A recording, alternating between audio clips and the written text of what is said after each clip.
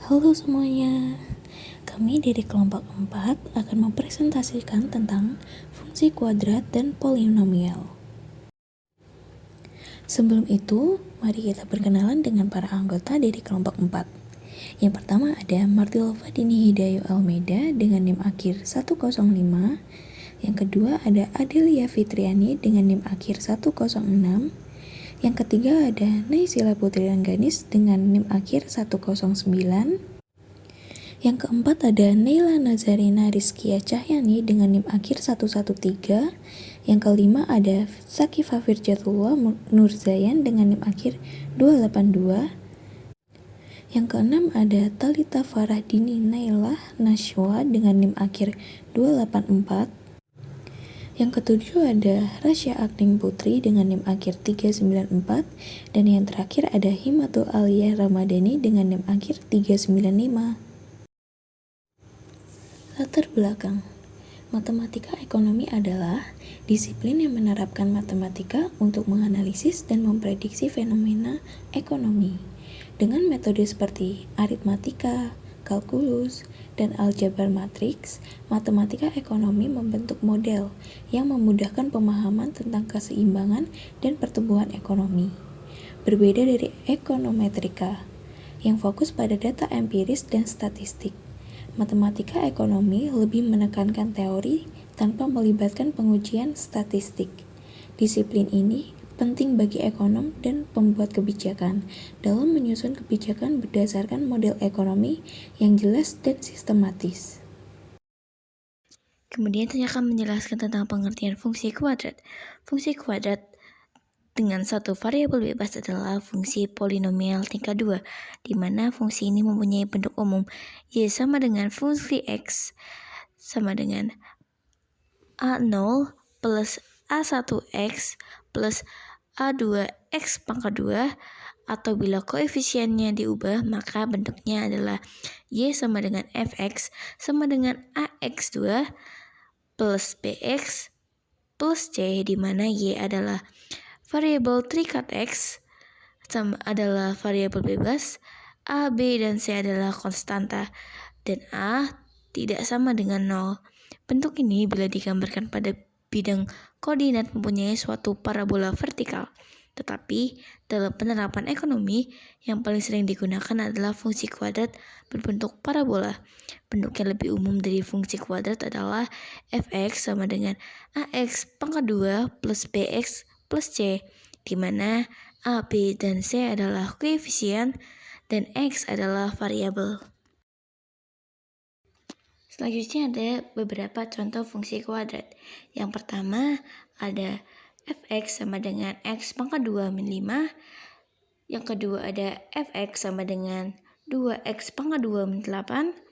Yang ketiga ada fx sama dengan x pangkat 2 min 3x plus 12.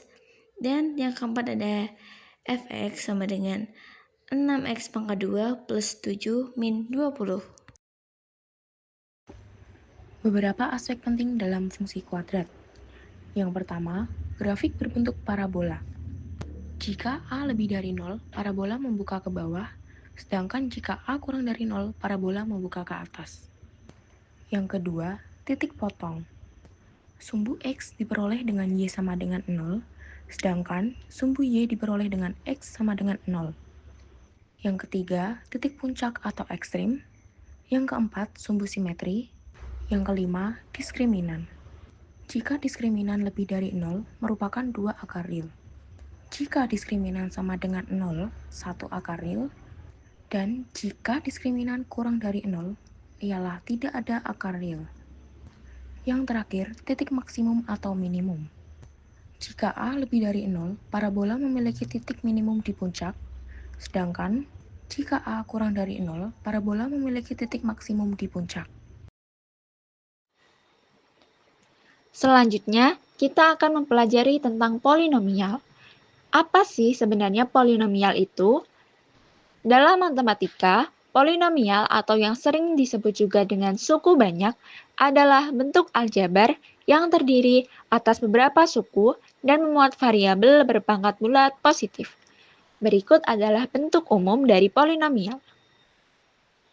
dengan N adalah eksponen dari variabel X yang merupakan bilangan bulat positif, An-1, dan seterusnya merupakan bilangan real sebagai koefisien. Nah, berdasarkan dengan derajatnya, polinomial dibedakan menjadi 5 jenis. Yang pertama, ada polinomial konstan, yaitu polinomial yang memiliki derajat 0. Kedua, ada polinomial linier, yaitu polinomial yang memiliki derajat 1, dengan bentuk umum AX plus B. Ketiga, ada polinomial kuadrat, yaitu polinomial yang memiliki derajat 2. Polinomial kuadrat ini memiliki bentuk umum AX pangkat 2 plus BX plus C. Yang keempat, ada polinomial kubik, yaitu polinomial yang memiliki derajat 3. Bentuk umumnya adalah AX pangkat 3 plus BX pangkat 2 plus CX plus D. Yang terakhir, ada polinomial derajat lebih tinggi. Polinomial dengan derajat lebih tinggi seperti derajat 4, 5, atau 6 menghasilkan grafik yang lebih kompleks. Polinomial derajat 4 biasanya memiliki 2 titik belok dan bentuk grafik yang dapat memiliki 2 pucuk atau 2 lembah. Sebagian besar grafik polinomial dengan derajat tinggi memiliki lebih dari 1 titik potong dengan sumbu X atau akar polinomial. Sifat-sifat utama dari fungsi kuadrat dan polinomial dalam ekonomi. Jadi, fungsi kuadrat dan polinomial sangat berguna untuk menganalisis ekonomi karena sifat-sifatnya. Nah, berikut adalah sifat-sifat utama dari fungsi kuadrat dan polinomial dalam ekonomi. Yang pertama ada optimasi, yaitu fungsi kuadrat untuk mengidentifikasi titik maksimum atau minimum. Nah, hal ini sangat penting untuk masalah optimasi ekonomi bagi pengusaha untuk memaksimalkan keuntungan atau minimalkan biaya produksi. Yang kedua ada definiteness atau posisi negatif. Yang kita lihat yaitu di PowerPoint, jika positif yaitu cembung. Nah, berikut itu memiliki fungsi titik minimum, sedangkan negatif yaitu cekung, dan itu untuk titik maksimum. Biasanya dalam laba perusahaan, bentuk kuadrat positif berarti semakin banyak kuantitas yang diproduksi oleh perusahaan, semakin tinggi laba yang diperoleh hingga ke tingkat tertentu. Namun sebaliknya, bentuk kuadrat negatif berarti setelah titik tertentu, labanya mulai menurun. Yang ketiga, ada non-linearitas. Nah, ini adalah fungsi polinomial untuk memodelkan hubungan non-linier yang lebih kaya di antara variabel ekonomi. Yang keempat, ada penggunaan matriks simetris. Matriks simetris ini muncul dalam sejumlah model ekonomi yang melibatkan sejumlah besar variabel secara alami, memunculkan bentuk kuadrat yang dapat digunakan untuk menginterpretasikan titik ekstrim dan sifat kelengkungan permukaan respon. Ada teori portofolio yaitu dengan metrik konvariansi simetris digunakan untuk meringkas ukuran risiko dan pengembalian untuk portofolio investasi. Sifat kelima ada interaksi antar variabel. Fungsi kuadrat dan polinomial juga dapat digunakan untuk memodelkan efek substitusi atau komplementaritas. Nah, apa sih itu? Yaitu cara perubahan harga suatu barang akan mengubah permintaan barang lain. Ada pula bentuk polinomial lain, yaitu fungsi produksi. Umumnya digunakan untuk memodelkan efek skala dalam produksi. Yang keenam, ada analisis sensitivitas, yaitu proses perubahan koefisien dalam fungsi kuadrat atau polinomial. Nah, ini untuk melakukan analisis sensitivitas. yaitu hasil akhir model bervariasi seiring dengan perubahan parameter model. Nah, analisis sensitivitas ini memungkinkan untuk memeriksa sensitivitas hasil model baik terhadap ketidakpastian data maupun asumsi. Selanjutnya ada contoh penerapan. Permintaan mie instan meningkat, Indofood mengerek kinerja pada semester 1 sampai 2020. PT Indofood Sukses Makmur Tbk berhasil mencatatkan kinerja yang baik pada semester 1 sampai 2020. Padahal banyak emiten lain yang justru tertekan seiring dengan dampak pandemi virus corona dan pelemahan daya beli masyarakat selama kuartal 2 sampai 2020. Indofood membukukan laba bersih sebesar 1,4 triliun pada kuartal 2 sampai 2020. Perolehan tersebut naik sebesar 20,3% secara year on year. Dengan begitu, sepanjang semester 1 sampai 2020, maka Indofood telah mengantongi laba bersih hingga 2,8 triliun atau naik 11,7% secara year on year. Analis Sukor Sekuritas Jennifer Wijaja dalam riset pada 6 Agustus 2020 mengatakan kinerja positif Indofood pada paruh pertama tahun ini didorong oleh pertumbuhan pendapatan dan ekspansi margin across the board, khususnya margin yang lebih tinggi daripada ICBP dan divisi agribisnis. Dengan demikian, kinerja Indofood pada semester 1 sampai 2020 sudah sejalan dengan proyeksi kami setelah memenuhi 56% proyeksi kami. Sementara pendapatan yang sebesar 39,4 triliun pada semester kemarin juga telah memenuhi 48% dari proyeksi Sukor Sekuritas, ujar Jennifer. Jennifer menambahkan, kinerja positif divisi agribisnis Indofood tak terlepas dari meningkatnya average selling prices alias harga jual rata-rata. Dari pendapatan, sektor ini berhasil mengantongi 5,6 triliun pada kuartal 2 sampai 2020 atau naik 12% year on year. Margin EBIT juga berhasil positif sebesar 1,6% padahal periode tahun sebelumnya justru negatif. Hal tersebut karena harga crude palm oil yang juga lebih tinggi, dengan harga CPO yang diperkirakan akan stabil di kisaran 2.400 m per ton, dan meningkatnya volume penjualan seiring masuk masa panen, kami memperkirakan marginnya akan terus tumbuh pada kuartal 3 sampai 2020 dan berikutnya, tambah Jennifer. Dengan dua katalis positif tersebut, Jennifer pun optimis bahwa pendapatan dari segi divisi agribisnis akan kembali meningkat pada tahun ini. Hal tersebut pada akhirnya juga akan mendorong kinerja Indofood secara keseluruhan. Jennifer pun merekomendasikan untuk beli saham Indofood dengan target harga 8.500 per saham untuk setahun ke depan. Senin 31 Agustus, harga saham Indofood stagnan di 7.625 per saham. Soal matematika ekonomi fungsi kuadrat.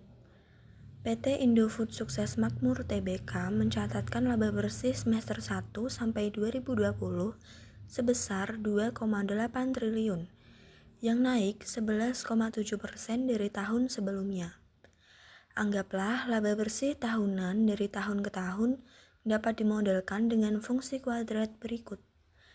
Lx sama dengan AX2 plus BX plus C, dengan X adalah waktu dalam tahun, di mana X sama dengan 0 pada tahun 2019. Lx adalah laba bersih dalam triliun rupiah. Diketahui, yang pertama laba bersih tahun 2019, X sama dengan 0 adalah 5 triliun. Yang kedua, laba bersih semester 1 sampai 2020, X sama dengan 0,5 adalah 2,8 triliun. Yang ketiga, laba bersih tahun 2020, X sama dengan 1 diproyeksikan menjadi 6 triliun. Pertanyaannya, yang pertama, tentukan persamaan fungsi Lx. Kedua, prediksi laba bersih pada tahun 2021, X sama dengan 2. Baik, saya akan menjelaskan pembahasan dari soal yang telah kita lihat di slide sebelumnya. Untuk soal 1, tentukan fungsi Lx. Pada model fungsi kuadrat, Lx sama dengan Ax kuadrat ditambah Bx ditambah C. Pertama, substitusi nilai-nilai yang diketahui. Ketika X sama dengan 0, L pada 0 sama dengan C sama dengan 5. Ketika X sama dengan 0,5, L pada 0,5 sama dengan 0,25A ditambah 0,5B ditambah 5 sama dengan 2,8. Ketika X sama dengan 1, L pada 1 sama dengan A ditambah B ditambah 5 sama dengan 6. Substitusi nilai-nilai ini. Dari L pada 1 adalah A ditambah B ditambah 5 sama dengan 6, A ditambah B sama dengan 1. Dari L pada 0,5 adalah 0,25A ditambah 0,5B ditambah 5 sama dengan 2,8, 0,25A ditambah 0,5B sama dengan negatif 2,2. Kemudian eliminasi A dan B. Yang satu dari A ditambah B sama dengan 1, maka B sama dengan 1 dikurang A. Yang dua, substitusi B sama dengan 1 dikurang A ke 0,25A ditambah 0,5B sama dengan negatif 2,2. 0,25A ditambah 0,5 dikali 1 kurang A sama dengan negatif 2,2. 0,25A ditambah 0,5 dikurang 0,5A sama dengan negatif 2,2. Negatif 0,25A sama dengan negatif 2,7. A sama dengan 10,8.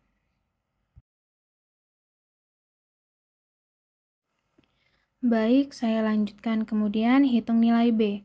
B sama dengan 1 dikurang A sama dengan 1 dikurang 10,8 sama dengan negatif 9,8. Kemudian nilai dari A, B, dan C masukkan pada fungsi kuadrat sebelumnya. Lx sama dengan 10, Lx sama dengan 10,8x kuadrat dikurang 9,8x ditambah 5. Kemudian untuk soal nomor 2, prediksi laba bersih 2021 ketika X sama dengan 2. L pada 2 sama dengan 10,8 dikali 2 pangkat 2. Dikurang 9,8 dikali 2 ditambah 5. L pada 2 sama dengan 10,8 dikali 4 dikurang 19,6 ditambah 5. L pada 2 sama dengan 43,2 dikurang 19,6 ditambah 5 sama dengan 28,6 triliun rupiah. Jadi kesimpulan jawabannya untuk nomor 1, persamaan fungsi laba bersih Lx sama dengan 10,8x kuadrat dikurang 9,8x ditambah 5.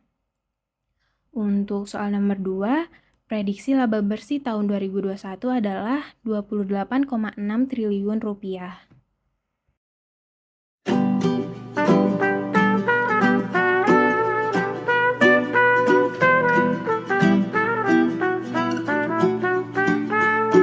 For every morning that I rise and I am showered by